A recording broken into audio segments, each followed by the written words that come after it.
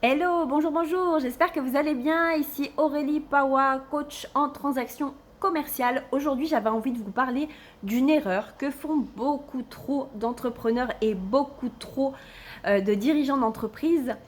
Cette erreur, elle va certainement vous parler dans mes exemples et cette erreur, c'est de rejeter la faute sur son équipe commerciale. J'entends trop d'entrepreneurs ou trop de dirigeants d'entreprise dire c'est de la faute de mon équipe. Mon équipe n'a pas fait le job. Généralement, moi j'aime dire qu'on a l'équipe qu'on mérite. C'est-à-dire que plus vous allez considérer votre équipe, plus ils vont considérer vos clients. On a tous eu cette expérience de se retrouver dans une enseigne où, par exemple, on a été traité comme un client lambda alors que ça fait plus de 10 ans qu'on est client et qu'on est fidèle à l'enseigne. On a tous plus ou moins connu une vendeuse agressive ou un vendeur sans foi ni loi qui veut absolument nous vendre quelque chose de manière malhonnête. On connaît tous un petit peu ce type de profil de vendeur ou la vendeuse ou la caissière pour vous donner cet exemple, une caissière qui est pas du tout agréable ou la vendeuse en parfumerie, si vous lui demandez un parfum, elle va vous dire regardez là-bas derrière le rayon.